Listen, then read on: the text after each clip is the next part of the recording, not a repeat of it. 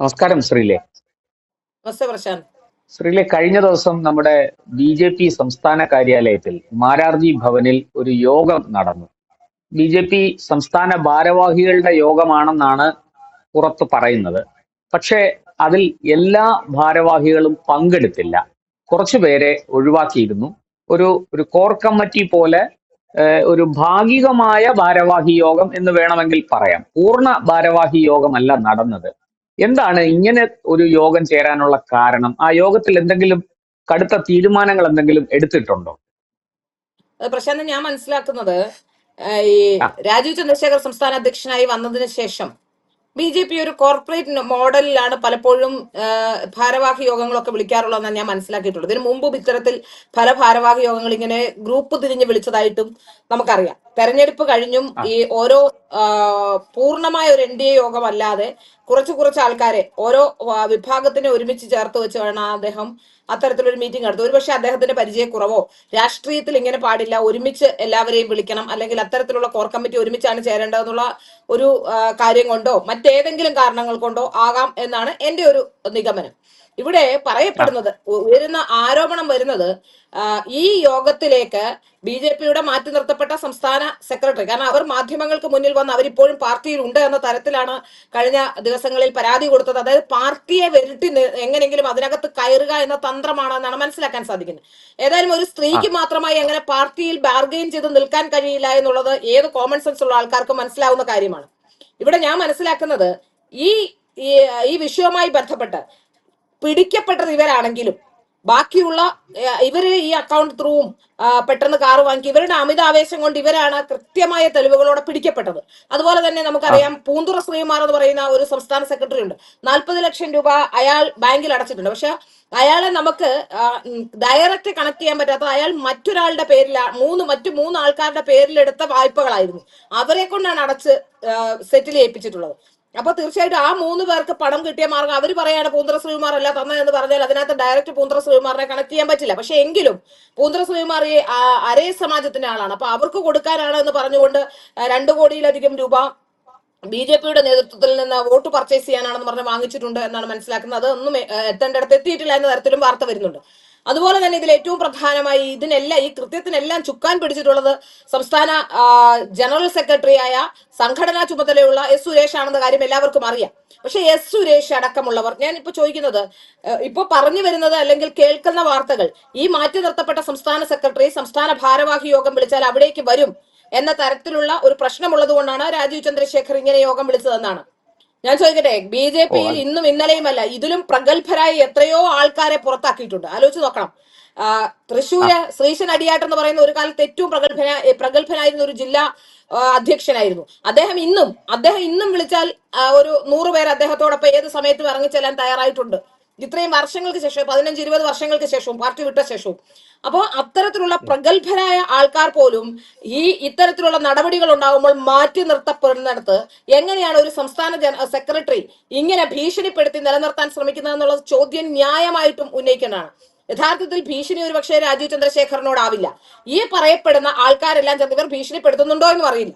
ഈ പറയപ്പെടുന്ന ആൾക്കാരല്ല, പക്ഷെ അവരെ വെച്ച് നന്നായി കളിക്കുന്നുണ്ട്. കാരണം എന്താണെന്ന് ചോദിച്ചാൽ, ഈ സംസ്ഥാന ജനറൽ സെക്രട്ടറി അടക്കം പ്രതിരോധത്തിന്റെ നിഴലിൽ നിൽക്കുമ്പോൾ ഞാൻ മനസ്സിലാക്കുന്ന അവരോട് പറഞ്ഞിട്ടുണ്ട്, ഇപ്പൊ ഇവിടെ നിൽക്കൂ, മഹിളാ മോർച്ചയുടെ ദേശീയ കമ്മിറ്റി അംഗമായി കേരളത്തിൽ നിന്ന് ഒരാളെ വിടും, അപ്പൊ അങ്ങനെ വിടാം എന്നൊക്കെ പറഞ്ഞ് അവരെ നിലനിർത്തിയിട്ടുണ്ട് എന്നാണ്. കാരണം അവര് വന്ന് പറഞ്ഞാൽ ഇവരെല്ലാം പെടും എന്നുള്ളതാണ് കാര്യം. അവര് മാത്രം കാണിച്ചൊരു കൃത്യമല്ല, ഇതിന് കൃത്യമായ രീതിയിൽ അവരെ ഇങ്ങനെ കൺസോൾ ചെയ്ത് അവരെ സമാധാനിപ്പിച്ചു കൊണ്ടുപോവുകയാണ് ഈ സംസ്ഥാന ജനറൽ സെക്രട്ടറി അടക്കം എന്നുള്ളതാണ് ഞാൻ മനസ്സിലാക്കുന്നത്. അവർക്ക് മറ്റു ഭാരവാഹിത്വങ്ങൾ ഓഫർ ചെയ്തുകൊണ്ടും കുറച്ചു കാലം മിണ്ടാതിരിക്കൂ, മിണ്ടാതിരിക്കുമ്പോൾ ഈ പ്രശ്നങ്ങൾ അങ്ങ് ഒതുങ്ങുമ്പോൾ നിങ്ങളെ അകത്തേക്ക് കയറ്റിവിടാം, ഇത്തരത്തിലുള്ള കാര്യങ്ങളൊക്കെ പറഞ്ഞുകൊണ്ട് അവരെ നിലനിർത്തുകയാണെന്നാണ് എനിക്ക് മനസ്സിലാക്കാൻ സാധിക്കുന്നത്. തൽക്കാലത്തെ പ്രതിസന്ധി കഴിഞ്ഞാൽ ഈ സംസ്ഥാന ജനറൽ സെക്രട്ടറി അവരെ കൈവിടുമെന്ന കാര്യം എല്ലാവർക്കും അറിയുന്ന കാര്യമാണ്. കാരണം ഈ താൽക്കാലിക പ്രതിസന്ധി അയാൾക്ക് മറികടക്കേണ്ടതുണ്ട്. അയാളുടെ രാഷ്ട്രീയ ഭാവിയിൽ അത് വലിയ പ്രതിസന്ധി സൃഷ്ടിക്കുമെന്ന് അയാൾക്ക് നന്നായി അറിയാം. അതുകൊണ്ട് തന്നെ അവർ പുറത്തു വന്ന് പറയാതിരിക്കുക എന്ന രീതിയിൽ അവരെ ഒതുക്കി നിർത്താനും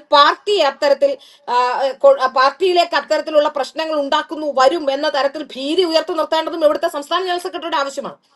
ഇനി മാറ്റി നിർത്തപ്പെട്ട ഒരാൾ അവിടേക്ക് വരാതെ തടയേണ്ട ഉത്തരവാദിത്വം ആർക്കാണ്? സംഘടനാ ചുമതലയുള്ള സംസ്ഥാന ജനറൽ സെക്രട്ടറിക്കാണ്, രാജീവ് ചന്ദ്രശേഖർജിക്കല്ല. രാജീവ് ചന്ദ്രശേഖർ സംസ്ഥാന അധ്യക്ഷനാണ്, സംഘടനാ ചുമതലയുള്ള സംസ്ഥാന ജനറൽ സെക്രട്ടറിയാണ്. അങ്ങനെ ഒരു നീക്കം അവരുടെ ഭാഗത്തുനിന്ന് ഉണ്ടാകുന്നെങ്കിൽ അത് ഇല്ലാതാക്കേണ്ടത്. അത് മാത്രമല്ല, ഇതിൽ വളരെ പ്രധാനപ്പെട്ട മറ്റൊരു കാര്യം കൂടിയുണ്ട്. എം ടി രമേശ് ഈ യോഗത്തിൽ പങ്കെടുത്തിട്ടില്ല. എം ടി രമേശാണ് ഈ അഞ്ജന എന്ന് പറയുന്ന സംസ്ഥാന ജനറൽ സെക്രട്ടറിക്ക് വേണ്ടി ഏറ്റവും കൂടുതൽ വാദിക്കുന്നത്. അതിന്റെ കാരണം എന്താണ്? എം ടി രമേശിന്റെ ഗ്രൂപ്പുകാരി കൂടിയാണ് എന്നുള്ളത് മറ്റൊരു പ്രധാനപ്പെട്ട കാര്യം. അതിനും അപ്പുറത്തേക്ക് എം ടി രമേശ് എന്തുകൊണ്ടാണ് ഗ്രൂപ്പുകാരെയൊക്കെ പണ്ടും എല്ലാ കാലത്തും കൈവിട്ടിട്ടില്ലേ? ഞാൻ ചോദിക്കുന്നത്, ഇതിലും വലിയ മെഡിക്കൽ കോഴ വന്ന സമയത്ത് ഇത്തരത്തിലുള്ള ഏതെങ്കിലും കാരണങ്ങളുമായി എം ടി രമേശ് വന്നിരുന്നോ? എം ടി രമേശ് ഭാരവാഹി യോഗത്തിൽ പങ്കെടുത്തിട്ടില്ല. എന്തുകൊണ്ടാണ് പങ്കെടുക്കാതിരുന്നത്? അപ്പോ ഇവരെ എങ്ങനെങ്കിലും തിരിച്ചു കൊണ്ടുവന്ന് നിലനിർത്തി അവരെ നിലനിർത്തേണ്ടത് ഇവരുടെയൊക്കെ ആവശ്യമാണ്. കാരണം അവർ ആദ്യമേ തന്നെ, ഞാൻ മനസ്സിലാക്കിയത്, ഇവരെ ഒരാൾ വിളിച്ചപ്പോ, എന്നോട് ഒരാൾ പറഞ്ഞതാണ്, ഇവരെ ആദ്യമേ പറഞ്ഞിരുന്നു ഞാൻ നെഗോസിയേഷൻ നടത്തും എന്ന്. അതായത് പുറത്താക്കി എന്ന് കേട്ട ശേഷം അവരുടെ തന്നെ അവർക്ക് വളരെ ബന്ധവും അടുപ്പമുള്ള ആൾക്കാരൊക്കെ വിളിക്കുമ്പോൾ അവർ പറഞ്ഞിരുന്നത് ഈ വിഷയത്തിൽ ഞാനൊരു നെഗോസിയേഷൻ നടത്തുമെന്നാണ്. കേരള BJP-യിൽ എത്ര പേർ പുറത്തു പോയിട്ടുണ്ട്? എത്ര പേരെ മാറ്റി നിർത്തിയിട്ടുണ്ട്? ഒന്നും വേണ്ട. തിരുവനന്തപുരത്തെ കോർപ്പറേഷന്റെ മേയർ ആയിരിക്കുന്ന ഇന്നത്തെ വി വി രാജേഷിനെ കൃത്യമായി തന്നെ നോട്ടീസ് കൊടുത്ത് മാധ്യമങ്ങളെ അറിയിച്ചുകൊണ്ടല്ലേ വി വി രാജേഷിനെ പുറത്താക്കിയത്? പിന്നെ എന്താണ് ഇവരെ മാത്രം പുറത്താക്കാൻ ഇങ്ങനെ റിലീസ് ഇറക്കിയാൽ പ്രശ്നമാകും, അവരെ പുറത്താക്കിയെന്ന് പറഞ്ഞാൽ നാണക്കേടാകും, നടപടി എടുത്തെന്ന് പറഞ്ഞാൽ നാണക്കേട്. ഇതൊക്കെ സുരേഷിന്റെ സൃഷ്ടിയാണ്. സുരേഷിന്റെ ടീമുകളും എം ടി രമേശും അടക്കമുള്ളവർ ഇത്തരത്തിൽ ബാർഗെയിൻ ചെയ്ത് ആ പാർട്ടിയിൽ നിലനിൽക്കാനാണ് ശ്രമിക്കുന്നതെന്നാണ് നമുക്ക് മനസ്സിലാകുന്നത്. അതുകൊണ്ടാണ് ഇത്തരത്തിലുള്ള നീക്കങ്ങൾ നടത്തുന്നത്. രാജീവ് ചന്ദ്രശേഖർജിയെ സംബന്ധിച്ചിടത്തോളം അദ്ദേഹത്തിന് ഈ രാഷ്ട്രീയം എന്ന് പറയുന്നത് അദ്ദേഹത്തെ സംബന്ധിച്ചിടത്തോളം അദ്ദേഹം കേന്ദ്രമന്ത്രിയായിരുന്നു. അഡ്മിനിസ്ട്രേറ്റീവ് കാര്യങ്ങളിൽ അദ്ദേഹത്തിന് പിടിയുണ്ട്. പക്ഷെ ഒരു രാഷ്ട്രീയ വിഷയം വരുമ്പോൾ ഒരു പക്ഷെ അതിനെ എങ്ങനെ ടാക്കിൾ ചെയ്യണം എന്നുള്ളത് അദ്ദേഹത്തിന് ഒരു ബുദ്ധിമുട്ടായി തോന്നുന്നുണ്ടാവും. പിന്നെ അദ്ദേഹത്തോടൊപ്പം ഉള്ളത് എനിക്ക് തോന്നുന്നു അദ്ദേഹം ഏറ്റവും കൂടുതൽ വിശ്വാസം അർപ്പിക്കുന്ന ഷോൺ ജോർജിലാണ്. ഷോൺ ജോർജിനും ഈ രാഷ്ട്രീയ പാർട്ടിയുമായി പെട്ടെന്ന് അടുത്തുള്ള ഒരു ബന്ധമില്ല. അതുകൊണ്ട് തന്നെ എങ്ങനെ ഇതിനെ ടാക്കിൾ ചെയ്യാം എന്നുള്ള ഒരു ധാരണ അദ്ദേഹത്തിനുണ്ടാവും. പിന്നെ അദ്ദേഹത്തെ സംബന്ധിച്ചിടത്തോളം അദ്ദേഹം ഒരു സംസ്ഥാന അധ്യക്ഷ പദവി ഏറ്റെടുത്ത ശേഷം BJP-യിൽ ചില MLA-മാരെയും അതുപോലെ തന്നെ തെരഞ്ഞെടുപ്പുകളിലൊക്കെ വിജയം ഉണ്ടായിട്ടുണ്ട്. അതുകൊണ്ട് തന്നെ അദ്ദേഹത്തിന് അത് മുന്നോട്ട് കൊണ്ടുപോകേണ്ടതുണ്ട്. ഏത് രീതിയിൽ അതിനെ ടാക്കിൾ ചെയ്യും, അല്ലെങ്കിൽ അദ്ദേഹത്തിന് പേരുദോഷം ഉണ്ടാകുമോ എന്ന പേടി അദ്ദേഹത്തിനും ഉണ്ടാവും. കാരണം അദ്ദേഹം ഇതിനകത്തൊന്നും പങ്കാളിയല്ലാത്ത ഒരാളാണ്. അതുകൊണ്ട് തന്നെ ഇത്തരത്തിൽ പ്രശ്നം ഉണ്ടാകുമെന്നൊരു ധാരണ അദ്ദേഹത്തിനും ഉണ്ടാകും. ഇവരെല്ലാം ഞാൻ മനസ്സിലാക്കുന്ന സുരേഷും അതുപോലെ തന്നെയാണ് പറഞ്ഞത്. നിയമത്ത് കുറച്ച് കാശ് കൂടുതൽ ചെലവാക്കിയിട്ടുണ്ട്, എന്നെ കുറിച്ച് എന്തെങ്കിലും പറഞ്ഞാൽ അല്ലെ എന്നെ പുറത്താക്കിയാൽ നിയമത്ത് കാശ് ചെലവാക്കിയതിനെ കുറിച്ച് ഞാൻ പറയുമെന്നാണ്. ജയിക്കാവുന്ന സ്ഥലങ്ങളിൽ കുറച്ച് പണം കൂടുതൽ ചെലവാക്കിയതിൽ എന്താ തെറ്റ്? അവിടെ കുറച്ച് പണം ചെലവാക്കിക്കൊണ്ട് പ്രചരണ പ്രവർത്തനങ്ങൾ നടത്തുന്നതിൽ ഒരു തെറ്റുമില്ല. അപ്പൊ അതുകൊണ്ട് തന്നെ അത്തരം കാര്യങ്ങൾ പറഞ്ഞുകൊണ്ടൊക്കെ എങ്ങനെയെങ്കിലും സമ്മർദ്ദ ശക്തിയായി നിൽക്കാനുള്ള ശ്രമമാണ് ഇവർ നടത്തുന്നത്. ഇപ്പോഴും ഈ പറയപ്പെടുന്ന അവർ വരുമെന്നാണ് ഇവർ ഉണ്ടാക്കിയിട്ടുള്ള ഒരു നറേറ്റീവ് എങ്കിൽ അതിനെ തടയേണ്ടത് സുരേഷ് തന്നെയാണ്, മറ്റാരുമല്ല. സംസ്ഥാന ഓർഗനൈസിംഗ് സെക്രട്ടറിയുടെ ചുമതലയുള്ള ജനറൽ സെക്രട്ടറി എന്ന രീതിയിൽ അയാളുടെ ഉത്തരവാദിത്വമാണ്. മാത്രമല്ല അയാളുടെ നോമിനിയാണ് അവർ. വളരെ കൃത്യമായി നമുക്ക് അറിയാവുന്ന കാര്യമാണ്. പഴയ കാലത്തെ അവരുടെ ഫേസ്ബുക്കും അയാളുടെ ഫേസ്ബുക്കും ഒക്കെ എടുത്തു നോക്കിയാൽ നമുക്ക് മനസ്സിലാക്കാൻ സാധിക്കും.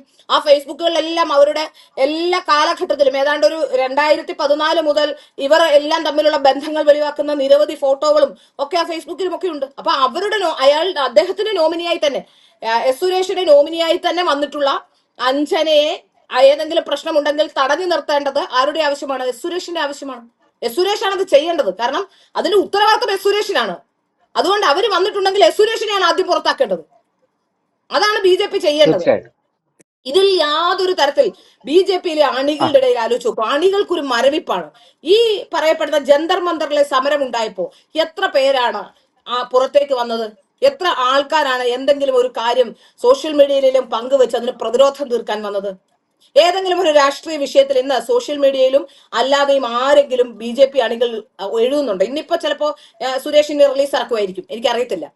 സുരേഷ് ഈ വിഷയം ഉണ്ടായ ശേഷം രാജീവ് ചന്ദ്രശേഖർജിയുടെ റിലീസ് വന്നപ്പോ പോലും ഓരോ ഭാരവാഹികളെയും വിളിച്ചു പറഞ്ഞാണ് ഈ റിലീസ് ഇടിപ്പിച്ചത്. അഴിമതിയുമായി ബന്ധപ്പെട്ട വിഷയങ്ങൾ അങ്ങനെ ഒരു കാര്യമില്ല എന്ന് രാജീവ് ചന്ദ്രശേഖറിന്റെ റിലീസ് ഇറക്കിയപ്പോ ഓരോ ഭാരവാഹികളെയും വിളിച്ച്, നിങ്ങളിത് സാധാരണഗതിയിൽ അങ്ങനെയാണോ? റിലീസ് ഇറക്കിയ എല്ലാവരും വിടൂലേ? ഒരു സംഘടനയോട് കമ്മിറ്റ്മെന്റുള്ള എല്ലാവരും വിടില്ലോ. അപ്പൊ ഓരോ ഭാരവാഹികളെയും ഇതിടണം എന്ന് പറഞ്ഞുകൊണ്ട് ഓരോരുത്തരെയും വിളിച്ചു പറഞ്ഞുകൊണ്ടാണ് ഇത് ഇടിപ്പിച്ചിട്ടുള്ളത്. കേരളത്തിലെ അണികളുടെ ഇടയിൽ BJP അണികളുടെ ഇടയിൽ വലിയ ആശങ്കയുണ്ട്. ഈ ആശങ്ക പരിഹരിക്കാതെ അടുത്ത തെരഞ്ഞെടുപ്പിലേക്ക് പോയാൽ BJP വലിയ പ്രതിസന്ധിയിലേക്ക് പോകും. ഈ അഴിമതി കാണിച്ചവരെ കൃത്യമായി തന്നെ ജനങ്ങളുടെ മുമ്പിൽ കൊണ്ടുവന്ന് അഡ്രസ് ചെയ്ത് മാറ്റി നിർത്തേണ്ടതുണ്ട്. അത്തരത്തിൽ അഴിമതി കാണിച്ച സാധാരണഗതി ഒരു രാഷ്ട്രീയ പാർട്ടിക്ക് കഴിയുന്നുണ്ടാവില്ല. പക്ഷെ ഇത്തരത്തിൽ ഈ സംഘടനയെ ബ്ലാക്ക്മെയിൽ ചെയ്യാനാണ് ഇത്തരക്കാർ ശ്രമിക്കുന്നതെങ്കിൽ തീർച്ചയായും അത്തരക്കാരെ പൊതുജന സമൂഹത്തിൽ തുറന്നു കാട്ടിക്കൊണ്ട് പുറത്താക്കണം. പിന്നെ ഇവരെന്ത് ചെയ്യാൻ പറ്റും? ഇപ്പൊ തുറന്നു കാട്ടാത്തതുകൊണ്ടല്ലേ, സമൂഹത്തിൽ ഇത് അറിയുന്നില്ല, സമൂഹത്തിനിടയിൽ ഒരു പേരുണ്ടാക്കി വെച്ചിരിക്കുന്നു, അങ്ങനെയല്ല, ഒരു സംശയമുണ്ട്, വെറുതെ പറയുന്നതാണെന്ന് പറയുന്നതുകൊണ്ടാണല്ലോ ഈ പ്രശ്നം. അങ്ങനെയല്ല, ഇത് ചെയ്തിട്ടുണ്ട് എന്ന് ബോധ്യം വരുത്തി അവരെ പുറത്താക്കിയ പിന്നെ എന്ത് ചെയ്യാനാ ഇവര്? ഒന്നും ചെയ്യാനില്ല. തീർച്ചയായും ഇതിനു മുമ്പ് എത്ര പേര്, ഞാൻ ചോദിക്കുന്നത്, ഇതിനു മുമ്പ് BJP-യിൽ നിന്ന് എത്ര പേരെ പുറത്താക്കിയിട്ടുണ്ട്? ഇപ്പൊ പുറത്താക്കിയ പലരും കേരള BJP-ക്ക് വേണ്ടി ഇപ്പോഴും സംസാരിച്ചുകൊണ്ട് നിൽക്കുന്നില്ലേ? സാക്ഷാൽ PP മൂന്നനെ പോലും മാറ്റി നിർത്തിയിട്ടുണ്ട്. പിന്നാണോ ഒരു അഞ്ജനയെ പുറത്താക്കാൻ, അഞ്ജന വരും എന്ന് ഭീഷണിപ്പെടുത്തിയ അതായത് ഞാൻ മനസ്സിലാക്കിയത് അവർ പറഞ്ഞു എന്നാണ് പറയുന്നത്, വന്ദേമാതരം കഴിയുമ്പോൾ ഞാൻ അവിടെ കയറിയിരിക്കും എന്ന്. പരിപാടി തുടങ്ങുമ്പോൾ വന്ദേമാതരം കഴിയുമ്പോഴത്തേക്ക് ഞാൻ അവിടെ വന്ന് കയറിയിരിക്കുമെന്ന്. കയറിയിരിക്കുമെങ്കിൽ സുരേഷിനെയും അവരെയും കൂടി പുറത്താക്കണം. അത് സുരേഷിനാണ് അതിന്റെ ഉത്തരവാദിത്വം. സംസ്ഥാന ഓർഗനൈസിംഗ് സംഘടനാ ചുമതലയുള്ള സംസ്ഥാന ഓർഗനൈസിംഗ് സെക്രട്ടറി, ഇവിടെ ചുമതലയുള്ള സംസ്ഥാന ജനറൽ സെക്രട്ടറി എന്ന രീതിയിൽ അതിന്റെ പൂർണ്ണ ചുമതല സുരേഷിനാണ്. അതുപോലെ MT രമേശിന്റെ ഗ്രൂപ്പുകാരിയാണ്. MT രമേശാണ് ഏറ്റവും കൂടുതൽ അവരെ നിലനിർത്തണമെന്ന് വാദിച്ചത്. MT രമേശിനും സുരേഷിനും ഒക്കെ തന്നെയാണ് അതിന്റെ പൂർണ്ണ ഉത്തരവാദിത്വം. ഇപ്പോഴും ഇവരൊക്കെ തന്നെയാണ് ഇവരുടെ പിറകിൽ നിന്ന് ഒരു കാര്യവും ചെയ്യരുത്, ഒരു ഇങ്ങനെയുള്ള കാര്യങ്ങൾ പറഞ്ഞുകൊണ്ട് സമ്മർദ്ദതന്ത്രമായി നിർത്താൻ പറയുന്നതിന് പിന്നിൽ എന്താണ്? ഇവരുടെ മുഖം സംരക്ഷിക്കാൻ കൂടിയാണ്. കാരണം സമ്മർദ്ദതന്ത്രമായി നിന്ന് ഇനി കൂടുതൽ ആളുകളിലേക്ക് നടപടി പോകാതിരിക്കാൻ അത്തരത്തിലുള്ള ശ്രമങ്ങളാണ് നടത്തുന്നത്. അദ്ദേഹം കഴിഞ്ഞ ദിവസം ഞാനൊരു അദ്ദേഹത്തിന്റെ ഒരു പ്രസംഗം കേട്ടു. നേഷൻ ഫസ്റ്റ്, സത്യമാണ്, രാജ്യമാണ് ആദ്യം, അവസാനമാണ് ഞാൻ എന്ന് അദ്ദേഹം പറയുന്നുണ്ട്. അവൻ വ്യക്തി അവസാനമാണ് എന്ന്. അപ്പോ അവസാനമാണ് വ്യക്തിയെങ്കിൽ ആദ്യം വ്യക്തി മാത്രമായി നിലനിന്നിട്ടുള്ള ഈ രാഷ്ട്രീയത്തിലുള്ള ആൾക്കാരെ എല്ലാം പുറത്താക്കേണ്ടതല്ലേ? എന്ത് സംഭവിച്ചാലും, അതിന്റെ പേരിൽ എന്ത് സംഭവിച്ചാലും ഒന്നും സംഭവിക്കാനില്ല. കേരളത്തിലെ ഒരു രാഷ്ട്രീയ പാർട്ടി, ഒരു കേഡർ സംവിധാനമുള്ള ഒരു രാഷ്ട്രീയ പാർട്ടി എന്ന രീതിയിൽ ഒന്നും സംഭവിക്കില്ല. ഈ അഴിമതിക്കാരെ പുറത്താക്കിയാൽ BJP-ക്ക് കൂടുതൽ ഗുണം ചെയ്യും. BJP-യെ സംബന്ധിച്ചിടത്തോളം BJP മറ്റൊരു തരത്തിലുമല്ല, മറ്റ് രാഷ്ട്രീയ പാർട്ടിയേക്കാൾ ഉപരി അഴിമതിയെ വെച്ചുപൊറിപ്പിക്കാത്ത പാർട്ടിയാണെന്ന് ധ്വനിയുണ്ടാക്കാൻ കഴിയും. ഇനി വരുന്ന തെരഞ്ഞെടുപ്പുകളിൽ ഇത്തരക്കാരെ ബഹുദൂരം മാറ്റി നിർത്തണം. ഒരു തരത്തിലും ഇത്തരക്കാർക്ക് യാതൊരു വിധത്തിലുള്ള ചുമതലകളും നൽകരുത്. ഇവരെ മാറ്റി നിർത്തണം, ഇവരെ മത്സരിപ്പിക്കരുത്. വളരെ കൃത്യമായി ചെയ്യേണ്ട കാര്യമാണ്. ഈ പഴയ മുഖങ്ങളെ ഒന്നും മത്സരിപ്പിക്കരുത്. പുതിയ ആൾക്കാരെ പാർട്ടിയിൽ കൊണ്ടുവരണം. രാഷ്ട്രീയത്തിന് കൊള്ളാവുന്ന പഴയ മുഖങ്ങളിൽ രാഷ്ട്രീയത്തിന് കൊള്ളാവുന്ന, ഇപ്പൊ ഈ കഴിഞ്ഞ പ്രാവശ്യമൊക്കെ ഏറ്റവും കൂടുതൽ വോട്ട് കിട്ടിയവരെയൊക്കെ മത്സരിപ്പിക്കാം. അല്ലാത്ത ആൾക്കാരെ ഒന്നും മത്സരിപ്പിച്ചിട്ട് കാര്യമില്ല. ഓരോ തെരഞ്ഞെടുപ്പിലും വോട്ട് പെർസെന്റേജ് കുറയ്ക്കുകയും, ചില ഉപതെരഞ്ഞെടുപ്പുകളിലൊക്കെ സുരേഷൊക്കെ നേടിയ വോട്ടുകളൊക്കെ നമുക്ക് അറിയാവുന്ന കാര്യമാണ്. അപ്പൊ അതുകൊണ്ട് തന്നെ അത്തരത്തിൽ വോട്ടുകൾ കുറച്ചിട്ടുള്ള ആൾക്കാരെ എല്ലാം മാറ്റി നിർത്തേണ്ടതാണ്. അത്തരത്തിലുള്ള ആൾക്കാരെ ഇനിയൊരു തെരഞ്ഞെടുപ്പിൽ മത്സരിപ്പിക്കുകയോ ഈ സംഘടനയ്ക്ക് ദ്രോഹമുണ്ടാക്കിയവരെ സംഘടനയുടെ 7 അയലത്തോ എത്തിക്കുകയോ ചെയ്യരുത് എന്നുള്ളതാണ് എനിക്ക് പറയാനുള്ളത്. ഇപ്പോ അത് മാത്രമല്ല, ഞാൻ മനസ്സിലാക്കുന്ന സോമൻ കഴിഞ്ഞ ദിവസം ഒരു കാര്യം പറഞ്ഞു എന്നുള്ളതാണ്. സോമൻ എന്ന് പറയുന്ന സംസ്ഥാന വൈസ് പ്രസിഡന്റ് പറഞ്ഞു എന്നുള്ളതാണ്, കൊടകര കുഴൽപ്പണ കേസ് വന്നപ്പോ പാർട്ടി ഒരുമിച്ച് പ്രതിരോധിച്ചു, ഈ വിഷയത്തിൽ അത് ഉണ്ടായില്ല എന്ന്. പലരും ഞാൻ ഈ വാർത്ത ചെയ്യുമ്പോൾ എന്നോട് വന്ന് കൊടകര കുഴൽപ്പണ കേസുമായി ബന്ധപ്പെട്ട് ഞാൻ സംസാരിക്കുന്നില്ല, ഞാൻ സുരേന്ദ്രന്റെ ആളാണെന്ന് പറയും. ഞാനത് പറയാത്തത് ഈ പാർട്ടി അന്ന് അതുമായി ബന്ധപ്പെട്ട് പറഞ്ഞ ഒരു കൃത്യമായ ഉത്തരം അവിടെയുണ്ട്. അതുകൊണ്ട് തന്നെയാണ് ഞാനത് പറയാതിരുന്നത്. അതായത് അന്ന് ആ സമയത്ത് അവിടെ ഉയർന്ന ഉത്തരം, അതായത് കൊടകര കുഴൽപ്പണ കേസ് എന്ന് പറഞ്ഞാൽ അത് പാർട്ടിയെ മൊത്തം പ്രശ്നത്തിലാക്കുന്ന ഒരു കാര്യമാണ്. അതെ, അത്തരത്തിലുള്ള ഒരു വിഷയം വരുമ്പോ, ഇപ്പോ തൃശ്ശൂരേക്ക് പണമെത്തി എന്ന് പറയുമ്പോൾ, കണ്ടമാനം പണം എത്തി അല്ലെങ്കിൽ ചാക്കിൽ കൊണ്ടുവന്നു എന്നൊക്കെ പറയുമ്പോൾ അത് പാർട്ടിക്ക് പ്രശ്നമുള്ള ഒരു കാര്യമാണ്. പാർട്ടിയുമായി ബന്ധപ്പെട്ടുള്ള പ്രശ്നങ്ങളിൽ അത് സത്യമല്ലെങ്കിൽ അതിനെ പ്രതിരോധിക്കേണ്ട ആവശ്യം പാർട്ടിക്കുണ്ട്. പക്ഷെ ഇവിടെ പാർട്ടിയെ പ്രതിരോധത്തിലാക്കുകയായിരുന്നു എന്നുള്ളതാണ്. അതായത് മറ്റേത് പാർട്ടിയെ പ്രതിരോധത്തിലാക്കുന്ന വാർത്തയാണെങ്കിൽ ഇത് വ്യക്തികൾ പാർട്ടിയെ പ്രതിരോധത്തിലാക്കുകയായിരുന്നു. അതാണ് ഇവിടെ സംഭവിച്ചിട്ടുള്ളത്. അപ്പൊ വ്യക്തികൾക്ക് വേണ്ടി പാർട്ടി നിലകൊള്ളേണ്ടതില്ല, പാർട്ടിക്ക് വേണ്ടി പാർട്ടി നിലകൊള്ളണം. പലരും എന്നോട് ചോദിക്കും, ഞാൻ സുരേന്ദ്രന്റെ ആളായതുകൊണ്ടല്ല ഞാൻ ആ വിഷയം പറയാതിരുന്നത്. ആ വിഷയം പറയാതിരിക്കുന്നത് പാർട്ടിയെ പ്രതിരോധിക്കുന്ന കാര്യമാണ്. നേരെ മറിച്ച് എന്നെ സംബന്ധിച്ചിടത്തോളം പാർട്ടിയാണ് വലുത്, അല്ല വ്യക്തികളല്ല. അതുകൊണ്ട് തന്നെയാണ് ഞാൻ സുരേന്ദ്രനും എതിരെ പറഞ്ഞിട്ടുണ്ട്. സുരേന്ദ്രന്റെ കാലത്ത് സുരേന്ദ്രനും കാണിച്ചിട്ടുള്ള കാര്യങ്ങളെ കുറിച്ച് വളരെ കൃത്യമായി തന്നെ ആ സമയത്തുള്ള പ്രശ്നങ്ങൾ ഞാൻ ചൂണ്ടിക്കാട്ടിയിട്ടുണ്ട്. ഏത് ശ്രീധരൻപിള്ള ഇരുന്നപ്പോഴും പറഞ്ഞിട്ടുണ്ട്. ആരിരുന്നപ്പോഴും അന്നേരം ഉണ്ടാകുന്ന പ്രശ്നങ്ങളെ നമ്മൾ സ്വാഭാവികമായ ഒരു മാധ്യമ പ്രവർത്തക എന്ന രീതിയിൽ പറഞ്ഞിട്ടുണ്ട്. ഒരു സംശയമോ കാര്യത്തിൽ വേണ്ട. അതിൽ ആരുടെയും ഗ്രൂപ്പ് ആകുന്നതുകൊണ്ട് എനിക്ക് പ്രത്യേകിച്ചൊന്നും നേടാനുമില്ല. ഞാൻ ആരുടെയും ഗ്രൂപ്പിൽ പെടുന്ന ആളുമല്ല. അങ്ങനെ ഒരു ഗ്രൂപ്പിൽ എന്നെ ഒതുക്കാമെന്ന് ആരെങ്കിലും വിചാരിച്ചിട്ടുള്ള അത്തരം ഗ്രൂപ്പുകൾക്ക് എനിക്ക് താല്പര്യവുമില്ല. ഏതെങ്കിലും നേതാവിന്റെ പെട്ടി പിടിക്കാനോ അവർ പറയുന്നതെല്ലാം കേട്ട് അതെ അതെ എന്ന് പറയാനോ ഉള്ള ആളുമല്ല ഞാൻ. ആ ബോധ്യം എനിക്കുണ്ട്. ഇരിക്കട്ടെ. എന്തായാലും അഴിമതിക്കാരെ പുറത്താക്കിയാൽ മാത്രമേ BJP മുന്നോട്ട് വെച്ച ഒരു മുദ്രാവാക്യമുണ്ട്, അതെ. പാർട്ടി വിത്ത് ഡിഫറൻസ്, അത് പ്രാവർത്തികമാകുകയുള്ളൂ. അതിന് രാജീവ് ചന്ദ്രശേഖർ സധൈര്യം മുന്നോട്ട് വരട്ടെ. അദ്ദേഹത്തിന് അത് സാധിക്കും എന്നാണ് ഞാൻ കരുതുന്നത്. ഞാൻ ഇപ്പോഴത്തെ ഈ വിചാരിക്കുന്നത് വിവാദങ്ങൾ പ്രശാന്ത്, ഇതിലൊരു പ്രശ്നം എന്ന് പറഞ്ഞോളൂ. വെച്ചാൽ സാധാരണഗതി ഒരു പാർട്ടിക്ക് പ്രശ്നങ്ങളുണ്ട്. സ്വാഭാവികമായി അവർ പതുക്കെ പതുക്കെ മാറ്റിയെടുക്കുകയാണ് സാധാരണഗതിയിൽ ചെയ്യുന്നത്. ഇപ്പോൾ ഓപ്പണായി അതെ പറയണമെന്നൊന്നുമില്ല, പാർട്ടിക്കുള്ളിൽ നടപടിയെടുത്ത് മാറ്റി നിർത്തിയാൽ മതി. പക്ഷെ പാർട്ടിക്കുള്ളിൽ നടപടിയെടുത്ത് മാറ്റി നിർത്തുമ്പോൾ അത് അംഗീകരിക്കാതെ അത് ഞങ്ങൾ അംഗീകരിക്കുന്നില്ല, ഞങ്ങൾ വീണ്ടും വരുമെന്ന് പറഞ്ഞ് പ്രതിരോധത്തിലാക്കുന്നവരെ തീർച്ചയായിട്ടും നോട്ടീസ് കൊടുത്ത് നാട്ടുകാരെ അറിയിച്ച് പത്രങ്ങളെ അറിയിച്ച് എന്താണ് സംഭവിച്ചതെന്ന് അറിയിച്ച് പുറത്താക്കണം. അത്തരക്കാരെ പുറത്താക്കിയ പ്രശ്നം തീർന്നവർ പിന്നെ എന്ത് ചെയ്യും? അതെ കൃത്യമായി തന്നെ പുറത്താക്കണം. അപ്പൊ അവര് തന്നെയാണ് ഈ സമ്മർദ്ദ ശക്തിയായി വന്നുകൊണ്ട് നിൽക്കുമ്പോൾ തീർച്ചയായിട്ടും അങ്ങനെ സമ്മർദ്ദപ്പെടുത്തുന്ന ആൾക്കാരെ തീർച്ചയായിട്ടും പാർട്ടി പുറത്താക്കേണ്ടതുണ്ട്. പാർട്ടിയുടെ പ്രാഥമിക അതെ അംഗത്വത്തിൽ തന്നെ പുറത്താക്കണം. അല്ല, നമുക്ക് ഇത് BJPയുടെ ആഭ്യന്തര പ്രശ്നമാണ്. നമ്മൾ ഈ വിഷയം പൊതുസമൂഹത്തെ കൂടെ ബാധിക്കുന്നത് കൊണ്ടാണ്. ഇതിൽ ഒരു മറ്റൊരു അഴിമതി പ്രധാനപ്പെട്ട വിഷയം അതിനകത്ത്. കൂടിയുണ്ട്. കഴിഞ്ഞ ദിവസം അതിപ്പോ യഥാർത്ഥത്തിൽ കഴിഞ്ഞ ദിവസം ഞാൻ അത് പറയണമെന്ന് വിചാരിച്ച, സോഷ്യൽ മീഡിയയിൽ എഴുതണമെന്ന് വിചാരിച്ച, പക്ഷെ എനിക്ക് സമയം കിട്ടിയില്ല. അതായത് രാജീവ് ആ, ചന്ദ്രശേഖർജി ആഹാരം കഴിക്കുന്ന ഒരു ദൃശ്യം പങ്കുവെച്ചുകൊണ്ട് ഇന്ന് ചില വാർത്തകളൊക്കെ ഇന്ന് മാതൃഭൂമിയിലൊക്കെ വരുന്നുണ്ട്. ആ, ആഹാരം ആ. കഴിക്കുമ്പോൾ അദ്ദേഹം ആഹാരം കഴിക്കുന്ന പ്ലേറ്റിന് ചുറ്റും കുറച്ച് പാത്രങ്ങൾ ഇരിക്കുന്നു, മറ്റുള്ളവരെല്ലാം ഒരു പ്ലേറ്റിലിട്ട് കഴിക്കുന്നു. ഇതാണ് സംഭവിച്ചുകൊണ്ടിരിക്കുന്നത്. അപ്പൊ അത് കണ്ടപ്പോൾ തന്നെ ആരോ പറഞ്ഞു അദ്ദേഹത്തിന് നോൺ വെജിറ്റേറിയൻ ഫുഡാണ്, മീനും ഇറച്ചിയൊക്കെ അദ്ദേഹം കഴിക്കുന്നു, മറ്റുള്ളവരൊന്നും കഴിക്കുന്നില്ല എന്ന്. സത്യത്തിൽ BJPയുടെ സംസ്ഥാന ഓഫീസിലുള്ള ക്യാൻറ്റീൻ വെജിറ്റേറിയൻ ക്യാൻറ്റീനാണ്. അവിടെ മീനോ ഇറച്ചിയോ ഒന്നും അങ്ങനത്തെ കാര്യങ്ങളൊന്നും ഇന്ന് വരെ ഉണ്ടായിട്ടില്ല. ഇനി ഇലക്ഷൻ ടൈമിൽ എപ്പോഴെങ്കിലും എന്തെങ്കിലും വല്ല ബിരിയാണി ഒക്കെ ഉണ്ടെങ്കിൽ അതും മുകളിലത്തെ ക്യാൻറ്റീനിൽ താഴത്തെ ക്യാൻറ്റീനിലാണ് സാധാരണഗതിയിൽ അത്തരത്തിൽ. അതും വെജ് ബിരിയാണിയൊക്കെ വെജ് ഇതൊക്കെ ഞാൻ കണ്ടിട്ടുള്ളൂ. ഞാൻ ചിക്കൻ ഒന്നും അവിടെ കണ്ടിട്ടുമില്ല. അത് എനിക്ക് തോന്നുന്നില്ല അവിടെ എടുക്കുമെന്ന് എനിക്ക് തോന്നുന്നില്ല. ഏതെങ്കിലും ഫംഗ്ഷൻ ഉം. ഒക്കെ പുറത്തെവിടെയെങ്കിലും ഒക്കെ വെക്കുമ്പോൾ വല്ല വാങ്ങിച്ചു കൊടുക്കും. ഇപ്പൊ വാങ്ങിച്ചു കൊടുക്കുമെന്ന് അറിയില്ല. പണ്ടൊക്കെ എല്ലാ പരിപാടിക്കും സംഘപരിവാറിന്റെ എല്ലാ പരിപാടികൾക്കും വെജിറ്റേറിയൻ ഫുഡ് തന്നെയാണ് സംഘപരിവാറിന്റെ എല്ലാ ഇതിലും ഉണ്ടാവുക എന്നുള്ളതാണ് എനിക്ക് മനസ്സിലാക്കാൻ ഉവ്വ. സാധിക്കുന്നത്. പിന്നെ ഫുഡ് കഴിക്കുന്നത് ഓരോരുത്തർക്കും ഓരോ രീതിയാണ് ഫുഡ് കഴിക്കുന്നതിന്.